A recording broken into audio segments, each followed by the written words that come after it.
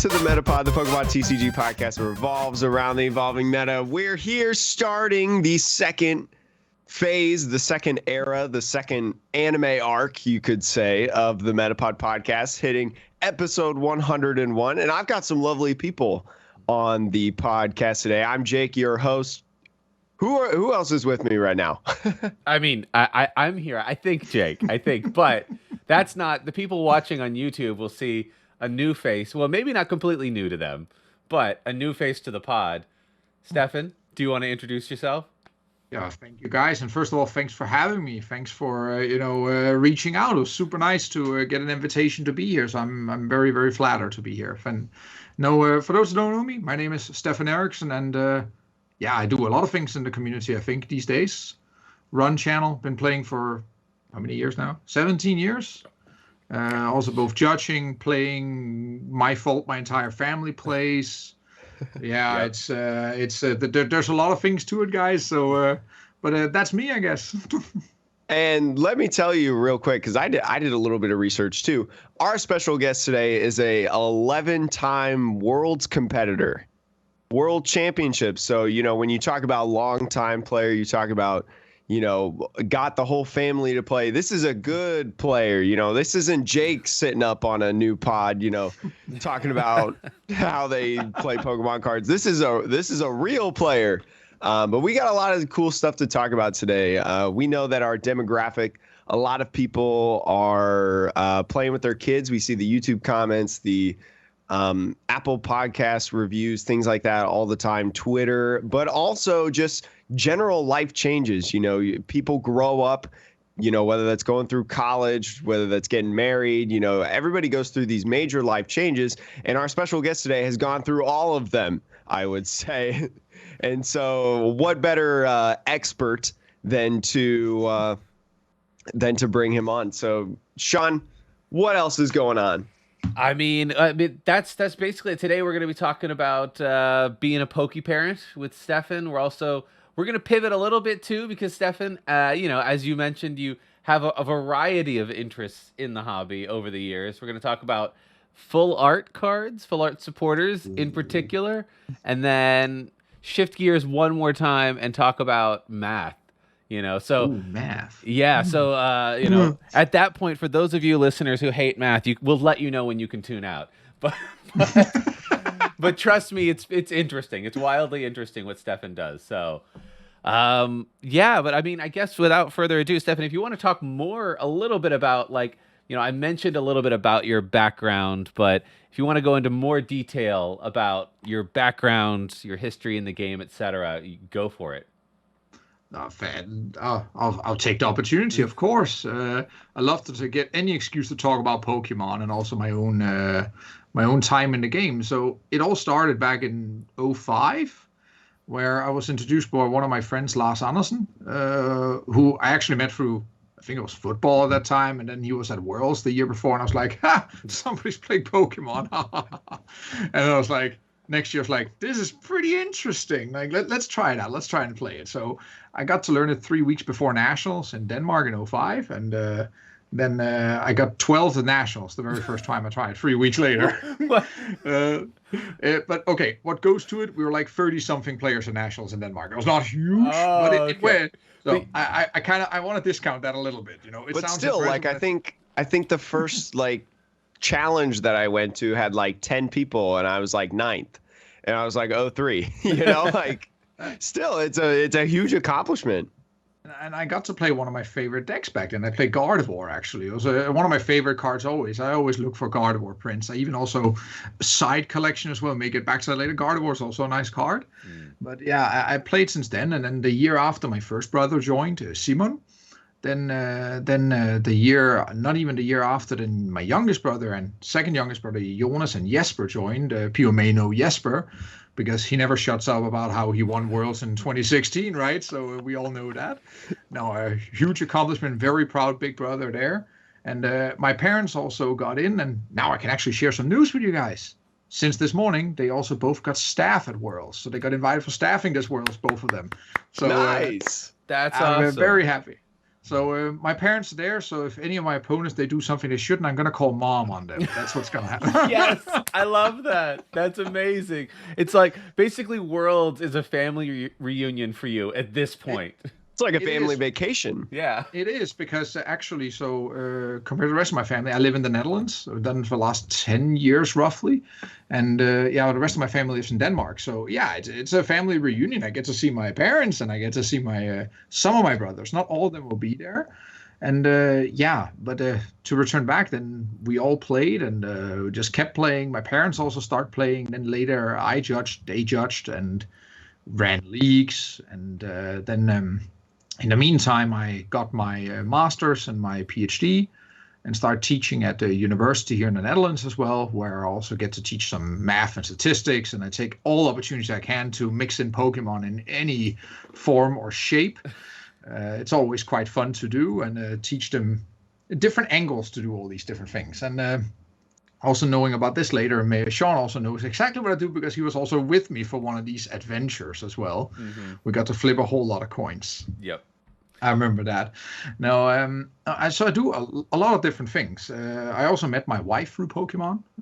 Met at a local game store, actually. We had a Pokemon-themed wedding. My daughter's name is Evie. You can kind of see where this is going. So there's a lot of things. My life, some would say my life revolves around Pokemon. And well, I would be lying to say that's not, So, and then, I have a part-time side gig by Dragon Shield as well. So yeah, which are lovely people. It's a Danish company, fun people to work with, and they have good sleeves too. If you haven't heard that, no. I mean, I will say, like, we're not sponsored by Dragon Shield or anything, hint, hint, wink, wink. But the new dual mats are my favorite sleeves at the moment. They're so pretty. I played the Lagoon mats at EYC here and the regionals afterwards in Lille was here first, and then in Bremen I played the Orchard ones. Like I just played dual mats for all of them because they're super cool. I really think they're super cool. Yeah, I have you have orange. You do have. I see that, and I saw Cynthia there as well. I got Cynthia. We're going to talk a little bit more in another episode. We're putting together a sneak peek for anyone, budget decks. And so I've been thinking about budget decks that I want to put together. I got a suggestion. Anything control is typically budget, Yeah, exactly. I mean, I'm a huge proponent of that, actually. Yes. No, yes. But that's what I do, guys. A lot of things and a little here and there. Yeah, just do a lot of things. Pokemon. Yay. So we talk about control a little bit. Usually pretty cheap. What happens to be your favorite deck of all time, if you don't mind me asking? Oh, can I give that two-part answer? Because there's a favorite card and favorite. They maybe overlap a bit. So, so I always. So the thing is about my favorite card and deck. So this is my little phone here, not something fancy, nice phone case or whatever, but I always carry a certain card with me around because I just need to, feel protected, so we always have an Oranguru on me all times. And that also, it comes together with a Pidgeotto that's next to it here. So for people who know this kind of deck, I played it very extensively in that time. Mm-hmm. One of my absolute favorite decks. So Oranguru, Pidgeotto control style decks. I also played a lot of Sylveon. It's also one of my fun decks to play. Hoopa Gigas. Mm-hmm. I played Wailord.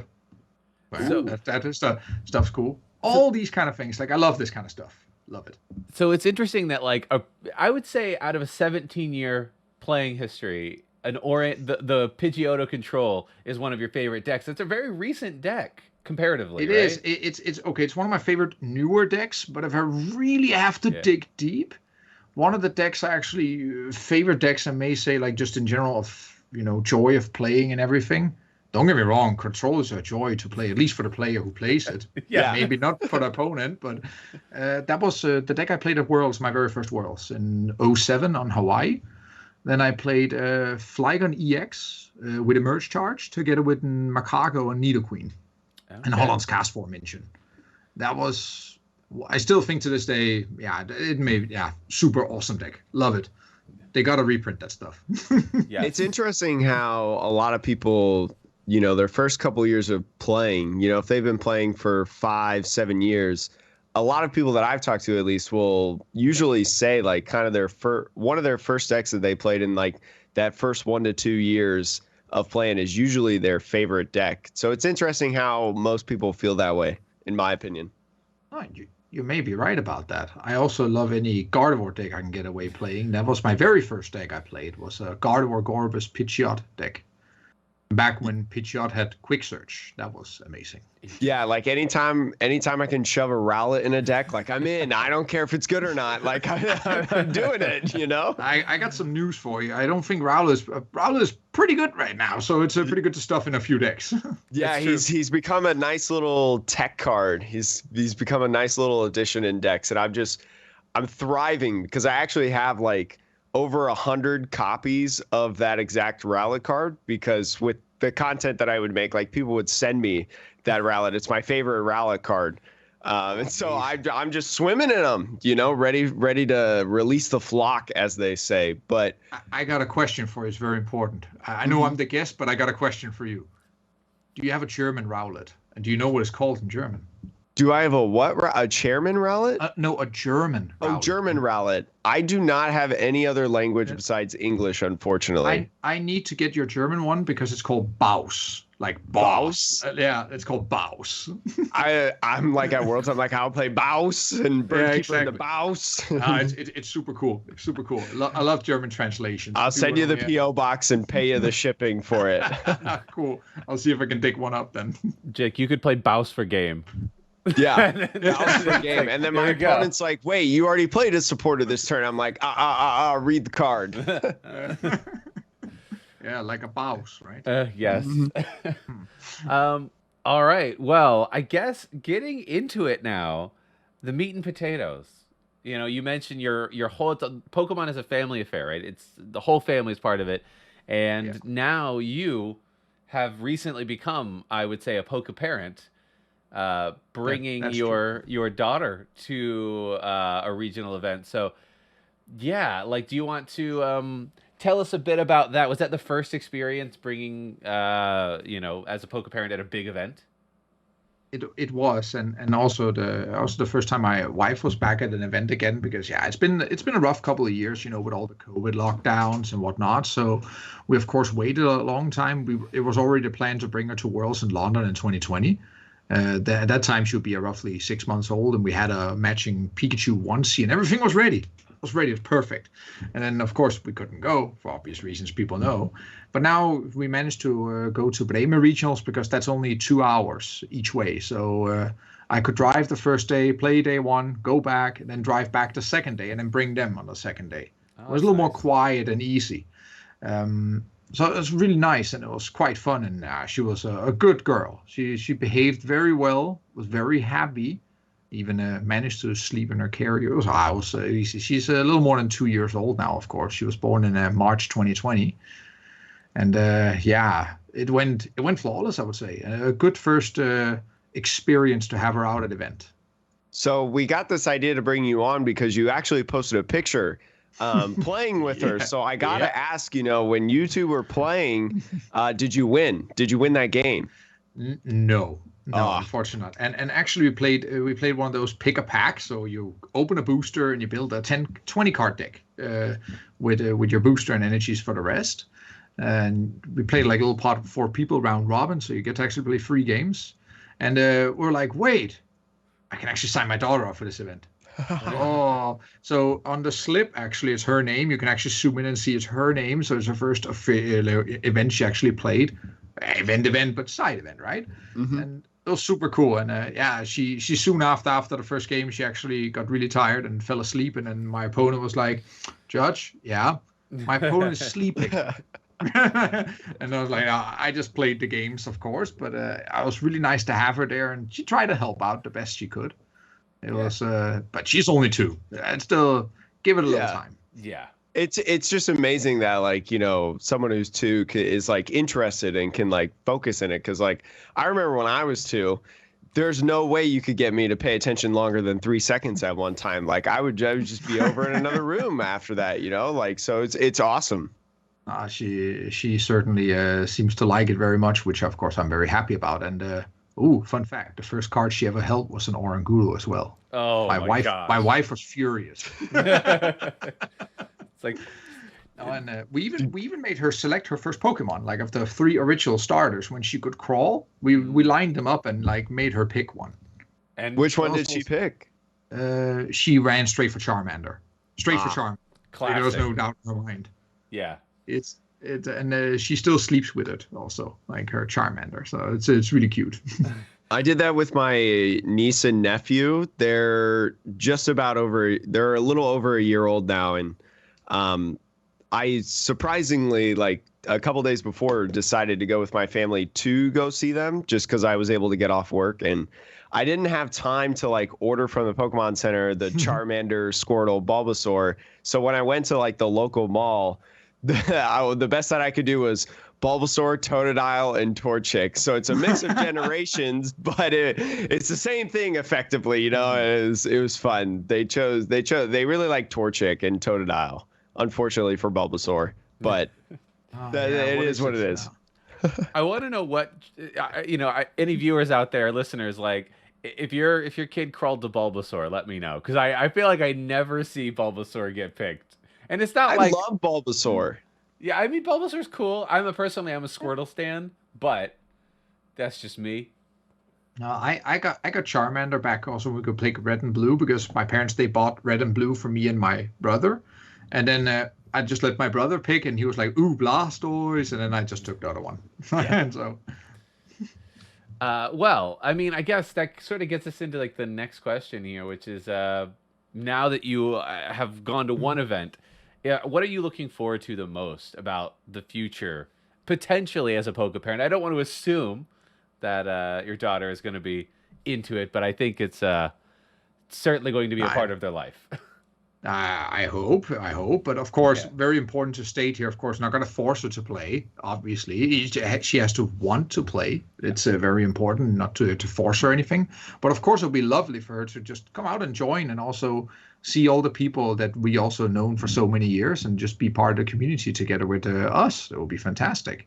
And even if she doesn't like it, it's also fine. But of course, I have my hopes, of course, and then hopefully one day she'll also be a good player. Maybe not even TCG, VGG. She can even play Go. You can play anything these days, right? There's so many different things to go at. I mean, like, you got to get more regional championships than Tord, right? I mean, that's just how it's got to go, you know? Yeah. That's setting the bar high, guys. Yeah, that's setting the bar really high. But you know what? You got to dream big. You got to dream big. You got to start somewhere. That's true. We gotta set it up there. Like I won a few regionals, but it's back in the old time, of course, not the modern ones. What? Wait. I won the first SP. That's modern, right? SP is a modern. Yeah, that's the first modern. Special events. Yeah. So I won the very first modern one. Hey, very first modern event. Hey, there we go. That was. I have the trophy up here in the back. Actually, it's 2016. It says in Spiel. That's in Germany. That was in Germany. That should be modern. Yeah. That was the first modern. Yeah, super cool. I got that. Yeah, I told everybody, at the beginning of this cast, that we got a real player in here. We don't have no scrub. Like, we got someone good. But you talked a little bit about how not forcing. If they want to play, like, that's awesome. But if they don't want to play, that's still awesome. So that's cool what too. What are some kind of important things that Poke parents, especially, really need to consider for their kids in getting into the TCG competitively? Like one of the most important thing I think is like, don't force them on them because they're not gonna like it. Introduce something fun. Like I have her coming to me now in the mornings, afternoon. Can I watch Pokemon? And she really wants to just watch the anime, which is a lot of fun. And we also sometimes just give her some cards. So she just plays and shuffles around with bulk cards. She even tries some mimics when I play against my friends here. then she would sit up on a chair and then shuffle a few cards next to, just move them around her hand. Will she do the hand thing that like all the top players do, where they're like ta-ta-ta-ta, and they go like a million miles an hour? Motorics are not there yet, but she just moves cards around, just shuffle them around like this, pick up and pick down. Like it looks really cute. And let her join in, because if she sees, she also has to want to try.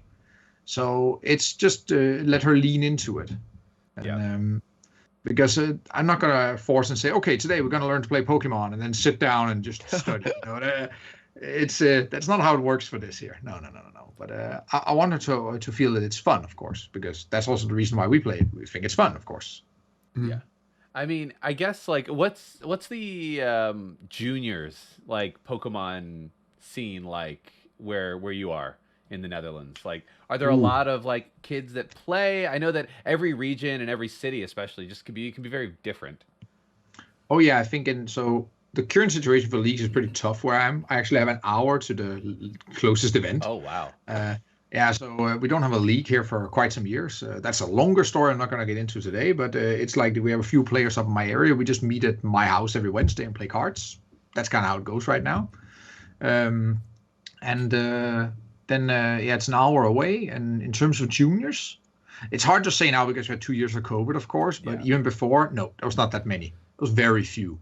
Like many events, especially League Cups, you could meet up and then you were top 4.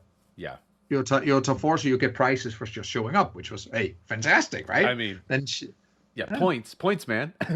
It's points, 3 points. Like I want to see if she can copy my brother in the sense that he got his first Worlds invite at age 6. So let's see if we can do that. Yeah, that was. Gosh. And then you can ask Jesper. He got that at age 6, because he woke up on his birthday when he turned 6, because that's when I promised I would teach him to play. And he woke up at 5 a.m. or something on his birthday and then came and woke me up and said, now you teach me to play. And, it's like Christmas, like except it's learn how to play time. Exactly. That was fantastic. It was fun. And I hope also the same for my daughter, of course, that I'm looking forward to, sit there and just play games with her and also just see her out at events and hope she has fun with it. Yeah. Like, I can't wait for that. It's going to be amazing. Absolutely. Yeah, I was gonna say, like, as I know in New York even there are some juniors, but like it's still like it's always like kind of small, especially on the younger end of things. But obviously, if your daughter decides to play, she'll have you and other people in your family like as like very experienced like Masters players to play with, and sometimes I think that can be a bit of a bonus, right? Like, because it's one thing to play against people your own age. It's like a whole social thing. That's wonderful. But then like from a competitive perspective, if you're playing against people who are really good, always like it might give you like a leg up weirdly to not have a large junior scene if you're competitive about it. Yeah, you're absolutely right. It's, she gets, I would say in this case, she gets to practice against good players at, any given time. And you can always just play a game home at the kitchen table and you hopefully can teach her a few things and practice a lot with her and make her events a lot easier, hopefully when she goes out and finally plays.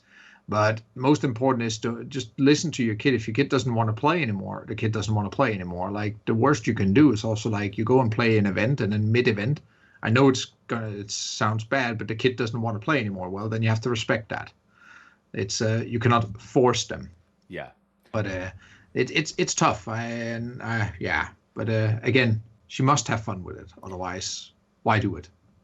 I think that's a really good point. Like, if you're going to like a league challenge or cup or even a regional with your kid and they like halfway through, even though you would be like, no, you signed up for like 5 rounds or whatever it ends up being. It's like, no, if after round 3 they're like 2-0 and they're like, or 3-0 and they're like done. And I'm like, I'm done. It's like, okay.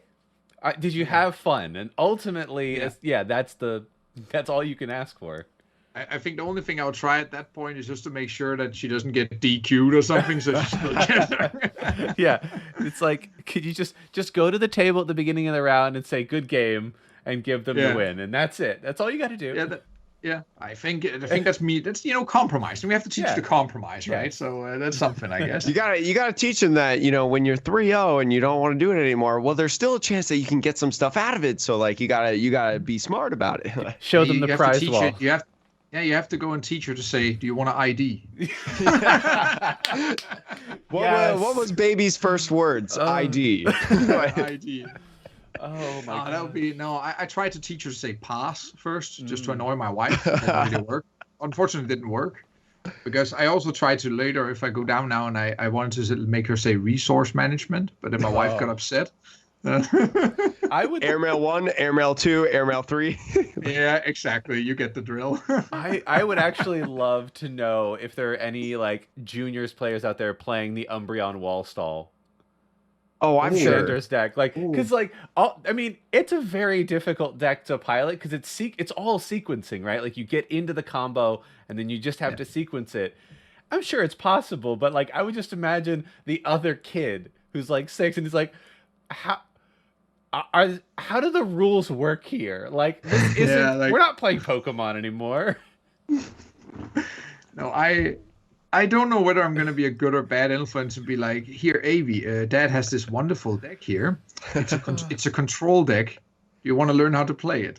Do you want to play some retro format, some 2019? Like Orangaroo, Pidgeotto. Oh. No, I can see this happen. I've also seen like even like a few years ago, you have some juniors that picks up a control deck when also Hoopa Geekas was around, right? Because that was arguably a lot easier to play because all you had to do was just play Max Potion, play Acerola, just wait until they got really impatient on the other side, like and burn through their deck. That was kind of what you hope for in junior because they play typically very impatiently, of course, because they just want to finish. So yeah, damn. That's it's something. It's something. Yeah. Do you feel like, we talk about, bringing your kids to big events and even small events and stuff like that. But, when you're bringing your kids to the regionals, is there anything else that you advise, aside from like, if they want to stop playing, then stop playing? Because we already talked about that. Yeah. No, planning. It's also with your partner, or wife, or who's going with you, because you're obviously not going alone, depending if you want to play, but you can also just be full-time parent. But also just be sure that you establish a place that the kid knows he or she can go to. It's more like have that safe space or safe base. Typically you've probably seen at events, like you have all these parents sitting at a table somewhere and like, see players from a country or an area, just go there, bounce back and forth. It's very nice to have that place just to go back to. And also sometimes may seem very boring, but just please research the normal things about the facilities there, especially if you have a kid that's still in their diapers or all these kind of things. Like you just need to make sure all these small things are just, you have an idea. Like for Blame, I spent most of my first day between rounds just to check out, okay, where do I have this? Where do I have that? Oh, cool. They have like a baby station in the toilet. So I know that for next day when we bring in, all these things. It really helps. And pack a lot of stuff, guys. Pack a lot of stuff. They go through all the things, and even though how much you think you got everything, you always forgot something. Right? Yeah. That's all how it works, right?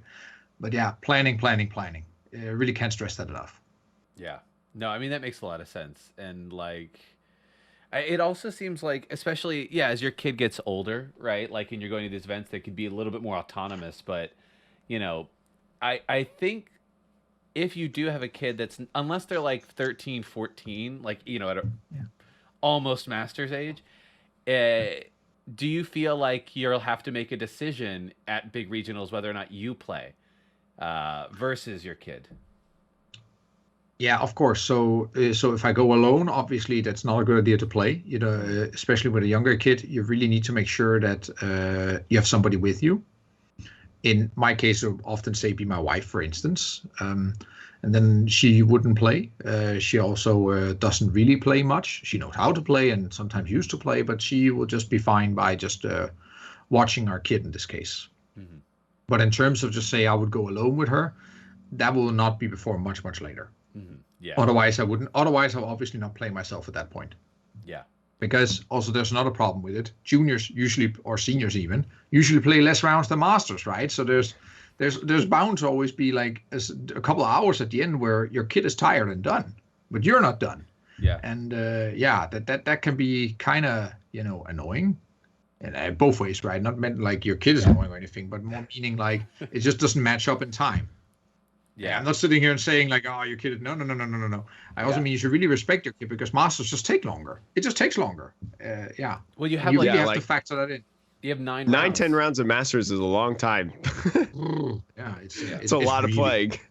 Like I don't know you guys, but if you're out playing a regional and you sit there around 8, 9, yeah, I'm tired. I don't know about you, but I'm tired. I can really feel I'm above 30 at this point, man. I guess the last question about like poker parent stuff for now is does being a poker parent at like these big events, right? How does that change your relationship to the other, I want to call them masters players, but the other like adult players, many of which you probably know and have a relationship with before being a poker parent. Like, has that, or how do you expect that's going to change your relationship to that group? Honestly, that's a really good question. I'm not even sure, to be honest. Like, because the first events that we were out here, like when I was out playing for UIC and stuff, I didn't have my kid with me or anything, so it felt like a normal old school event, right? And it was also more given by, yay, we're back, first time in 2 years, something, right? So, but maybe in the future, yeah, it will probably be different because you obviously your headspace is a different, your head is a different place. If you have your kid with you, your kid obviously comes first. Like, there's no doubt about it. Kids first. Kids first, then wife, then game. That's no.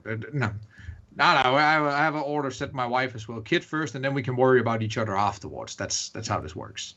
But it's also the same when you're out at events. I think. Please disagree. If anybody disagrees with this, let me know. But in terms of it's just more like you cannot devote the same time to everybody as you used to. I think it's obvious it will change at some point. But I don't think for the worse. It's just different.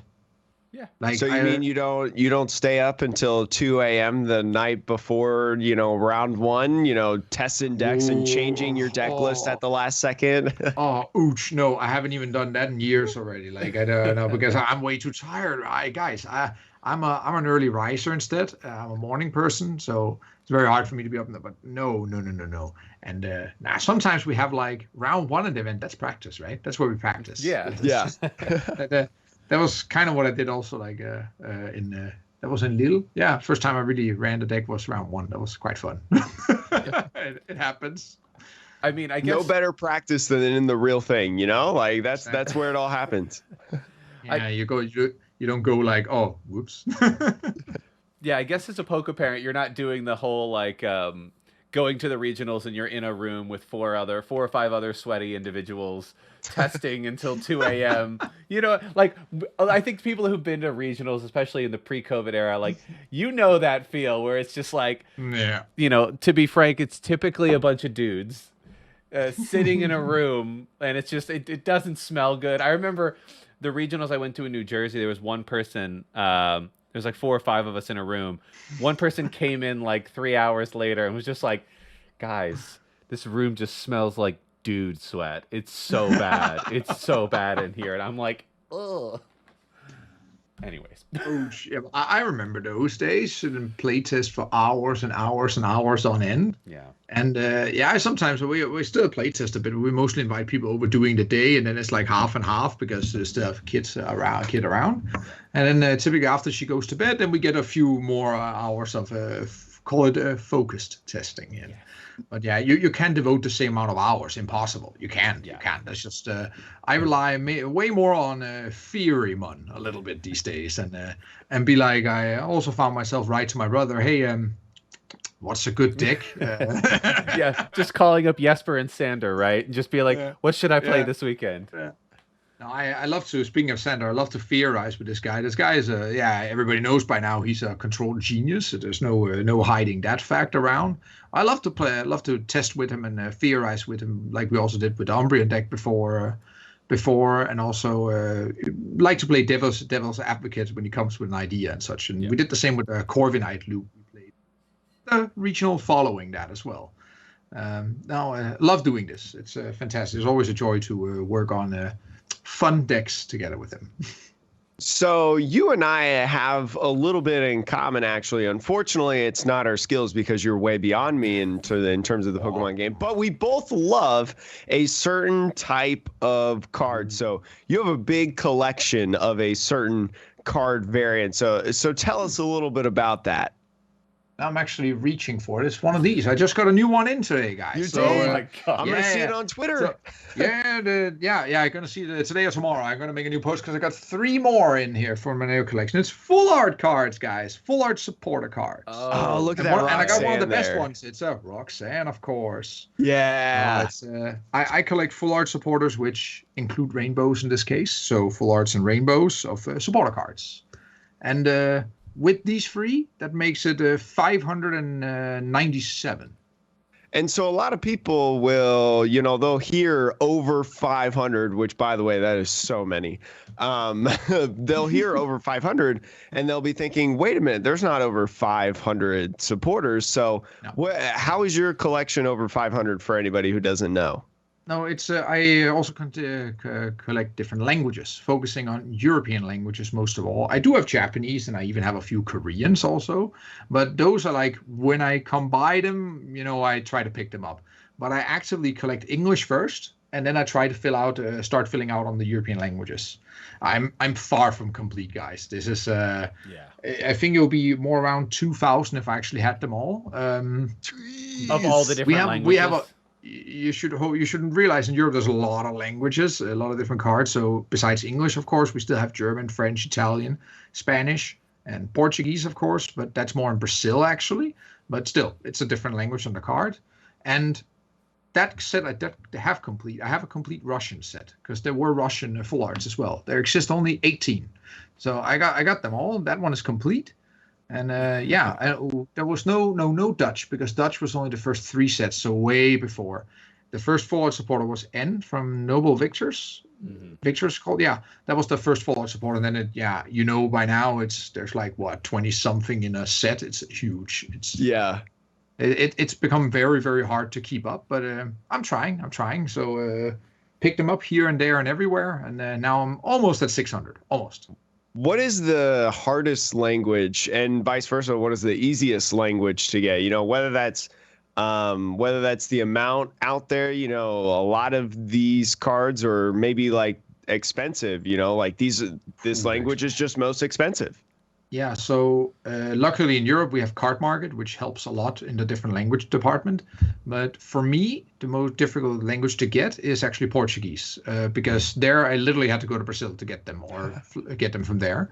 I do have some friends and stuff. When I see them at Worlds, they also bring binders, and we already set up a big deal up front saying, okay, we have this big trade coming up, because now I'm going to bring you for like $300, $400 worth or euros worth of full art supporters that you can swap. But that's by far the hardest. The cheapest actually to get overall, I think, is Italian. That is something that's the one I actually got most complete next to English. Funny enough, Italian, especially the older cards, because for newer supporters, German is actually cheapest, but for olders, Italian is cheapest. If you want to get old German ones, for instance, Colress, it's outrageously expensive. What is it called in German? It's also called Akromas. I think that's the name of the card in German. Yeah, they often got different names, which is quite cool also. That's one of the aspects I really like about it. And I don't know why I started collecting them, but it was a different collection. Not a lot of people have it. And if they collect full art supporters, they collect Japanese mostly. And so I wanted to, go for it. And I think in the meantime, I don't know if I have the biggest in the world, but it's getting up there. It's getting quite extensive, this collection. So I was gonna say, because like I collect full art supporters as well, and I want one of every single one, and I've got like a specific binder for it and everything. And I started collecting Pokemon cards in 2019. That's when I started collecting really and playing them and putting a lot of money into it. And so I missed out on the black and white era days and trying to buy, a Colress or Juniper or, even an Iris or even a Jetsis, which is banned. Yeah. Like, it's very expensive. So I've actually thought about like getting them into other languages if it would help like alleviate the price. Because I've opened up some Japanese booster boxes in the past, and I don't mind having a Japanese full art Rosa, because Rosa is really expensive from Dream League Cosmic Eclipse, so I don't have to buy that in English, so that makes it way easier on my wallet. I feel like I felt I overpaid for it when I paid 50 euros for it, but it turns out that actually was a pretty good price now. If you look at how much it's worth now, it's a lot of these are very expensive. something I also looked into when I tried to look at price tendencies and such for a little mathy. But yeah, typically the expensive ones are the lady full art supporters. They carry a premium. Yeah, I think we call it the waifu tax a bit. Yeah. I didn't want to say that, but you said that now. We'll just say it. That's the it is what it is. Yeah. I'm an anime guy, so like that's definitely what, for me at least, that's what it's called. That's what it's called. It is what it is. Then let's call it a waifu tax. And there's also a reason why there exist, for instance, 2 full art lilies, and we know which one is more expensive, and we also know why. That's another example of this kind of tax. There's actually, there's 3 full art lily cards, but only 2 of them, are the same. There's Lily's full force as well. Correct. That's correct. That one's also not cheap, right? No, it's not. It's not super expensive, and in my opinion, I think Lily's full force is the worst one out of the 3. It is. Let's not lie about that. It is. But it's from Cosmic Eclipse, which is a super popular set. So I think comparatively to like the Sun and Moon base set Lily, that's a big reason why it's like more expensive than that one. I believe so, and the most expensive is still the Ultra Prism one. I think it's Ultra Prism. I believe Lily Ultra Prism is still the most expensive full art. I go through at the beginning of every month and I look at the prices and I write them down of the ones that I don't have. And Lily and Cynthia from Ultra Prism are the ones that are there. I'm glad I got them both in multiples languages. So it was a nice pickup, quick. But yeah, you have to throw like what, at least $200 on the Lily now? Yeah, I think it's like 280 USD for that, and then Cynthia is like 90, I believe. That almost sounds cheap. Almost sounds cheap. And I know like Bianca as well. Bianca from, I think she was in black and white. I don't think she was. I don't think it was X and Y yet. Emerging Power. She's number 2 in the list, by the way. Yeah. I mean, I got her like moderately played for like $90. And I picked it up for a tenner. See, like I just wish I played back then, so that like in 2016, so that I could have picked up these supporters for so much cheaper than what they are now. It's insane. But we're talking about specific full art supporters. What do you feel like is your favorite full art supporter out of all of them? Oh, so in terms of playability and also how it looked at, it's obviously a Lusamine. There's absolutely no contender next. It's a Lusamine. I know Sean is looking a little discouraged by that, but which Lusamine though? Because there's 2 Lusamines. Yeah. There's Crimson Invasion and then Ultra Prism. They're both cool. Not gonna lie, because they both have just the way the card is. It just looks nice. But it's the crazy Lusamine. That's the crazy one. But Ultra Prism Lusamine is the best. But funny enough, one card I actually really like just the way it looks. One card, it may be surprised a lot of people, but it's the Underground Expedition. Don't know if you ever seen the one, but it's just, I like how it looks. I just really like how it looks. It's a really, really nice card. But to be honest, there's so many cool ones out there.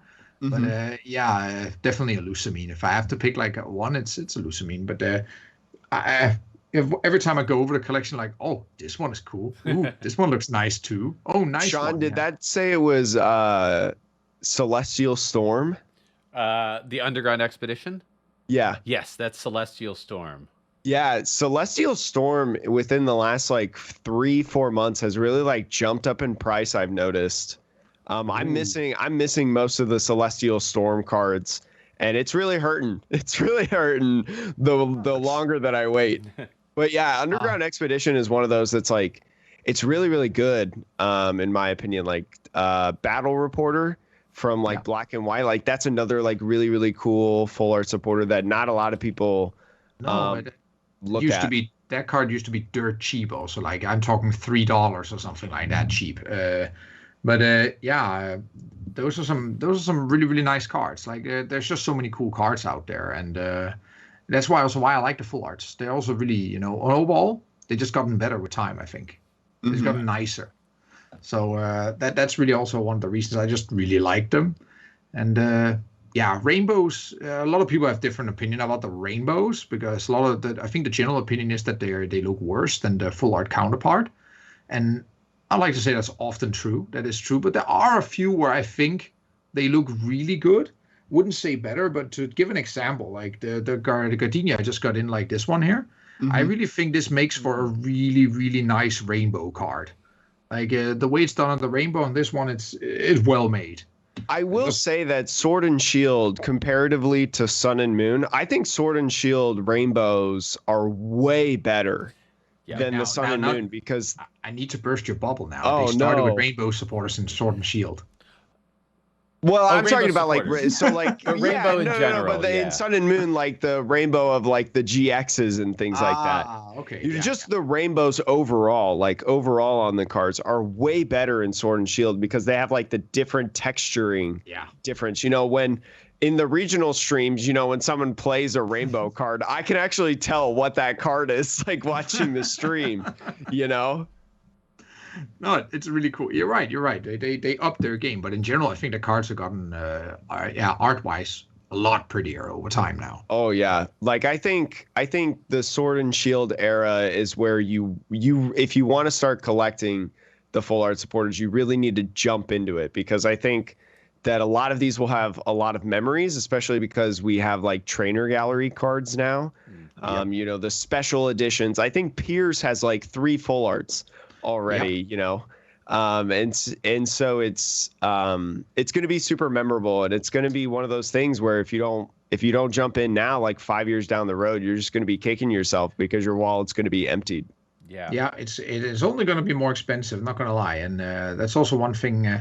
So that's also ties together with my job, actually, because I get to spend some time on actually doing actual research. So I'm writing up a nice database now and writing a paper on Pokemon as an asset investment. So also looking at price developments. So hopefully that can become something, because that will be the first of its kind. So, but working on it, guys. So price is something I really like to look at as well. And you're definitely right.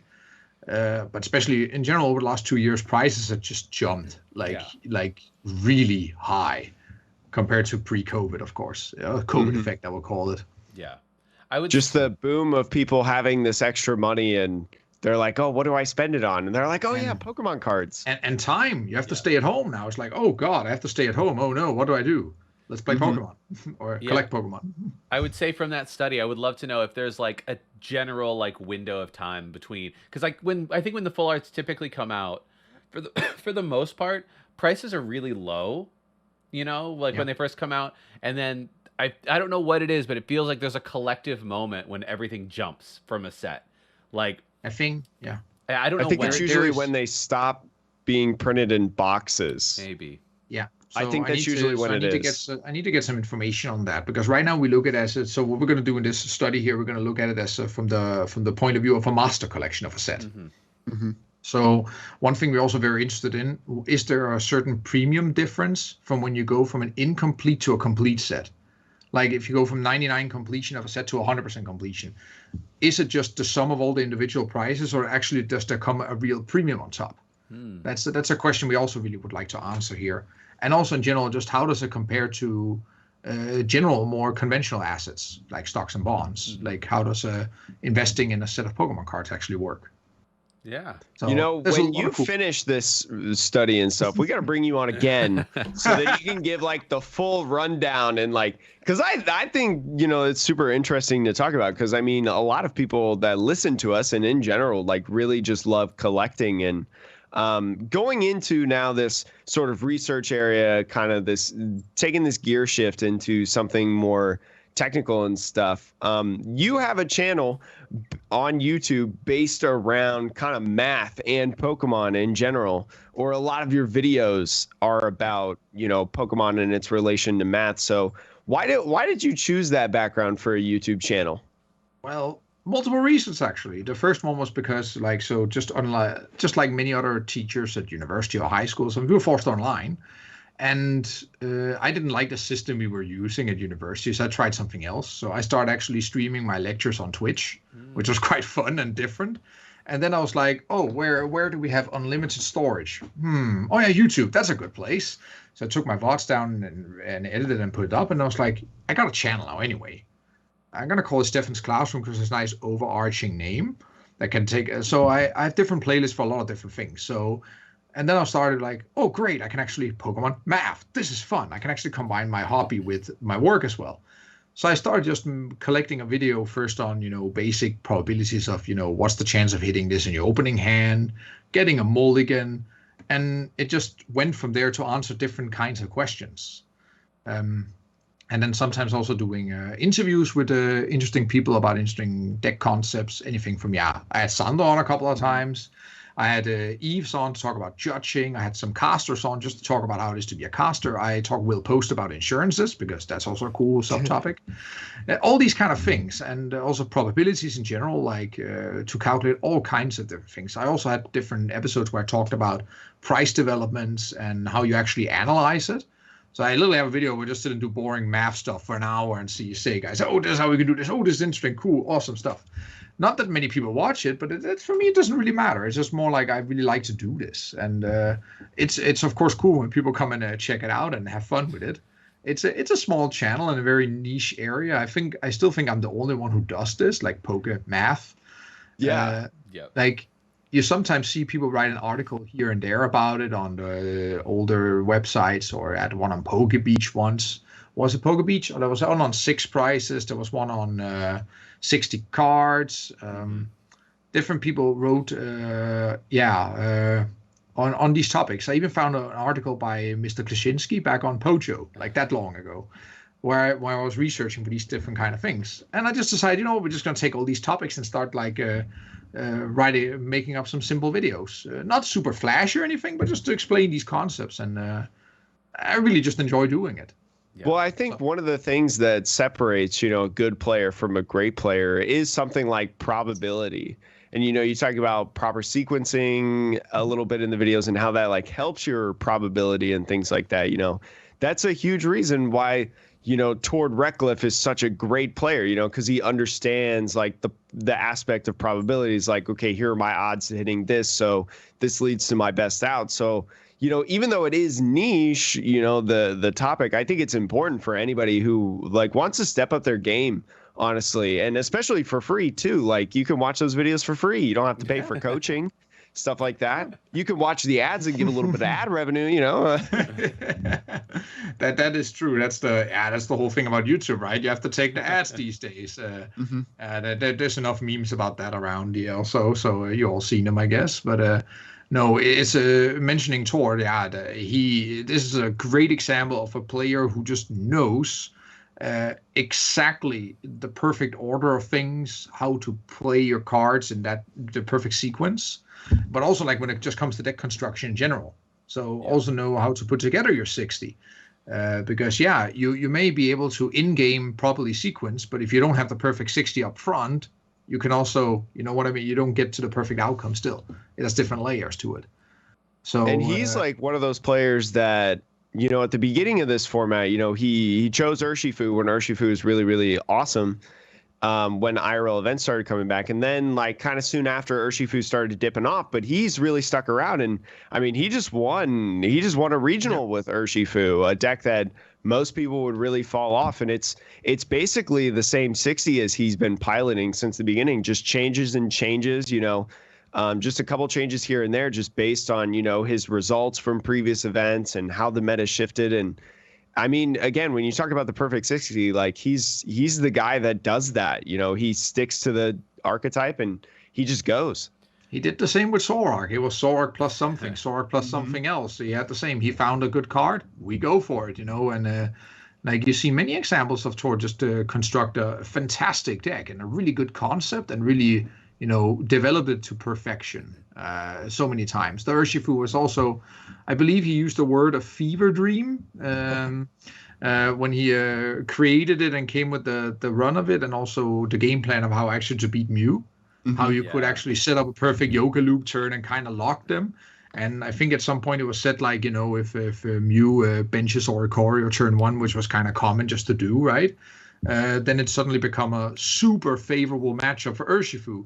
And I must admit, it took a little while to figure out, what does he have to do here, how? And then, you realize suddenly, it actually sets up perfectly for a yoga loop, ping there, and set up the whole perfect play. And he just kept developing on this. And yeah, the recent development even included his favorite Pokemon, right? We saw he took prize with Celebi. It was perfect for him. Now, full credit to the Tord, a fantastic player, awesome dude as well, and played against him many times as well. Don't think I ever won. Fair, fair. I take it. I'll take it. I had a couple of ties against them. I take that. That's okay. But no, fantastic dude and a great player, 100%. And he knows exactly how to sequence everything properly and just play the game to utter perfection. I would say if there, in terms of Pokemon, are there like any one or two like very common misconceptions that you have either proven, disproven, or yeah, like that you would want any listener who maybe hasn't seen one of the videos that they should go watch? But yeah, what are one or two common misconceptions? Oh, how much do I want people to hate now? How much do I want people to hate me now? Oof. We bring it real on this podcast. We bring you the real thing. Yeah. Ooh, yeah. No. So okay. So one thing I typically, and let's start with the common one. A lot of people, they know, but they don't at the same time, and that's the whole concept of thinning is winning. A lot of people then, when they play, they know, okay, if I thin my deck, then I have more chance to get what I need, and that's a pretty straightforward concept. But not a lot of players know exactly how to quantify this, like know exactly by how much. That whole idea is something that a lot of people they don't really see. And one of the other worst things I see, but that's maybe it's a joke by now or not, but you have people who are like, a new example here is when you play Mew, for instance, you play Cram. People go like, I flipped 3 tails on Cram now. It ought to be a hit this time. There's a bigger chance I get a hit this time. This whole like sequencing, like this whole law of large numbers kind of thing. Mm-hmm. Sean knows exactly what I'm going at because I made a complete long video trying to prove that PCGO is actually randomizing way too well, in the sense that it's not human randomization, but actually proper, pseudo-random. And that's the whole idea with the coin flips, because you also hear people who went on about like, oh, it's unrealistic how many tails or hits I get on PGO compared to real life, and just showing that it's just utter crap. Like what is a bad statement. Which leads me to the final one, which may upset people. First of all, pile shuffling is not shuffling. Let's just state that very clearly. It's not shuffling. I do not believe so. I think it's perfectly fine that before your first game you use it to count your cards. I think it makes perfect sense to know you're all 60 there. Very good. Mm-hmm. But after that point, and between game 1 and 2 and 2 and 3, don't. I don't think so. Sure, if somebody could do it very fast and then shuffle afterwards, fine. But a lot of other people, they also take their sweet time doing it, which is very frustrating. I was gonna say that's one where like I almost would encourage Pokemon and the rules folks to like quantify like what kinds of shuffling are allowed. I know they've kind of done that, but like between games, like you can't control what people do between rounds. You just can't. No. But between games, to be like, hey, like mathematically, like if you shuffle this certain way and you're doing it relatively correctly, do it like 8, 9, 10 times or whatever. Your deck is randomized. Like, so the pile shuffling, the declumping aspect, you're trying to control, and you're trying to control the order of cards, which is in and of itself stacking. Exactly, and that's the whole point. There's been countless of discussions on that, and I don't want to get into details here, but you hit it right on the nail there, like right spot on. That's exactly the point, right? You don't want people to go this whole declumping and order their decks, because that's just stacking. No, and that comes to the other kind of a misconception that 7 riffles is the perfect number. That is correct if it's a 52 card deck, because that's what the proof was made on mathematically. But as we all know, Pokemon deck is not 52 cards, it's 60, which makes it actually 8. And proven that in the video, guys. Shown in the video as well. That's really interesting to hear these, because like I pile shuffle between like in best out of 3, but I only do that because I've seen like other people do that. So I'm like, oh, this is probably like a good way. So to hear that, it doesn't actually do what you think it does. And I'm like, oh, okay. So, okay. Like, that's interesting, actually. Some people, like, don't get me wrong. Like, if you can do it fast and shuffle a little afterwards or in between, and these kind of things, don't declump it. You can use to count your cards. And if you can do it fast and efficient, I have no problem with it. I think that's actually fine.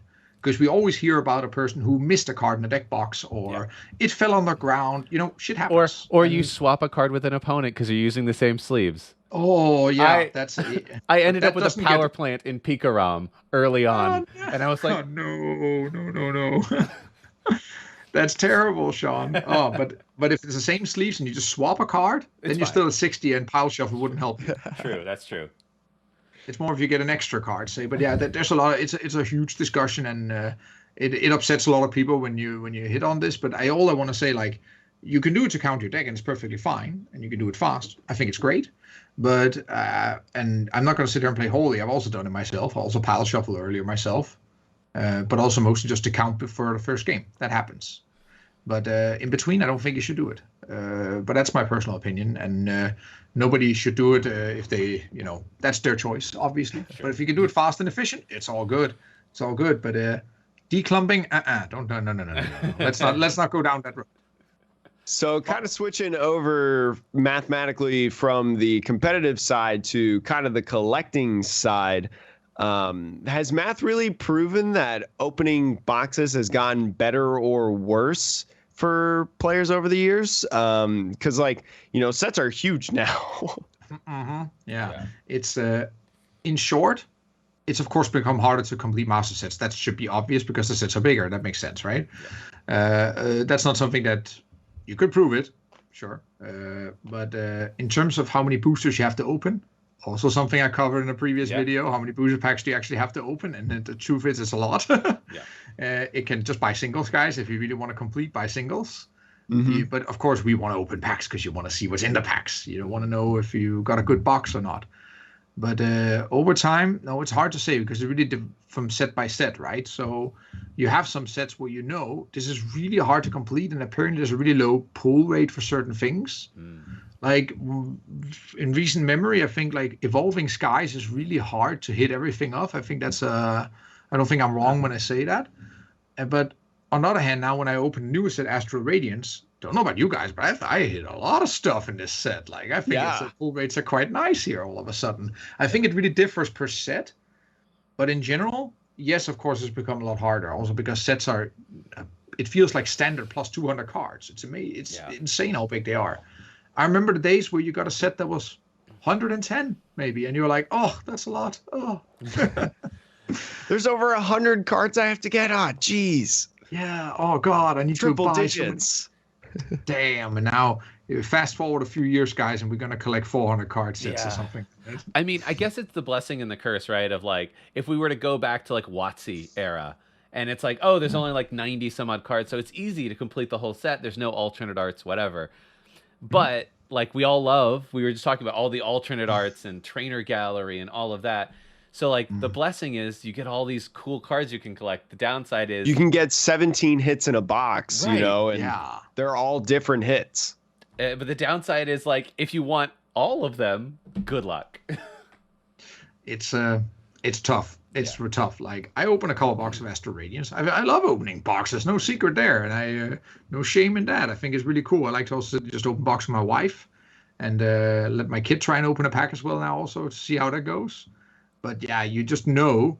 You have to be insanely lucky to hit like some of them alternate arts, and you don't try to collect the entire set by purely opening boxes. You're gonna get poor that way. Yeah. Even if you're like me and you who collect supporters, like trying to pull, you don't always pull a full art supporter in a box. I mean, it's much easier now with the trainer gallery, in Brilliant Stars and Astral Radiance, but like. For the most part, like again, like if you want a certain type of card, like just don't open boxes, like just buy singles. No, indeed, you should just go to Card Market, TCG Player, Troll and Toad, wherever you go and buy your buy your cards online or go trade. It's a trading card game after all, right? Yeah. So no, you should. Opening boxes is not the way to complete it. No. So, wrapping it up now. I know, Jake, you posted on Twitter all the different full arts of research in particular that one could play with, and one could be a complete monster, or in my opinion, I can't think of the word, but like, somebody chaotic. I don't know. Yeah, is it chaotic evil to play each version of the full art on the spectrum? Wait. That's the nice thing to do, right? You want to play one of each. Yeah. Okay, so see, good. that's what I would do. Because I like all the versions, but there are some people that call that heresy. There's a mathematical argument to be made why you should. You know that, right? Oh my God. Yeah. So no, but not in this particular format. But when you could play supporters turn 1 or play stamp, for instance. Like suppose I played 4 different ends. You could do that at some point. I think either with a stamp on or foil and not foil. Just 4 different copies of the card. Then if you open with that, your opponent goes first, they stamp you, you shuffle your hand, and you draw a new hand, and you draw another N. Then you already know, without looking in your deck, that you had least have this many in your deck. Oh, because you didn't know what's draw in the your same... prizes. No, that's Exactly. smart. You didn't draw the same N. That's a really... Exactly. That's why. I'd never thought about that. That's why when I played, for instance, Donphan at Worlds 2015, I played 9 different fighting energies. Oh, see, that's a little bit too much for me. Like my brain can go only so far before it short circuits, and I think 4 is the max for me. Not that I in practice use a lot. Wow, not all the time. I wouldn't say that I can do that, but it's a cool argument to make when people ask why. Yeah. That's why I like GLC so much, because like the only reason that I would ever play with my full art supporters is GLC, because you have one-ofs and everything. So having the one of full art supporter makes it so easy, especially when I was playing Control before some new cards got banned, Chip and Hiker. It was so easy to just look around and be able to tell which supporters I prized. Mm-hmm. Yeah. Or you could just play Urshifu these days, right? Just one of everything. Yeah, one of everything. Yeah, the Robin Scholl's 23 or whatever one-ofs. That was insane when that list was posted. I was like, what is this, expanded? Yeah, I think the statement was more one-offs than Sunder would play, which is kind of that's a statement. That's a statement. Well, I think wrapping it up here, any shout outs, Steph, that you want to give now that we've reached the end? I want to really say thank you to everybody who has supported me along the way, and all my friends and family in Pokemon, my parents, my wife, everybody, my little daughter. Hi out there when you watch this back in many years. Hopefully not. Hopefully, I don't know. I don't know. Metapod hasn't been banned on the internet by that time. Like, I'll consider that an accomplishment. I don't know how he'd get banned, but you never know. You never know. I don't know, but. No, but and then a lot of people like it's a wonderful community to be part of, and the game is good, yes, but I play it because the community is awesome. So thanks to all of you guys listening out there. Thanks a lot for being wonderful people, and I hope to meet you in person. Maybe at Worlds. See you there, I hope. Yeah, you'll meet his entire family. So yes. And thank you so much for joining us for the 101st episode of the Metapod podcast. Joining us in the beginning of our second arc, our anime arc. And I hope to see you again next time in the podcast that revolves around the evolving meta. Thank you.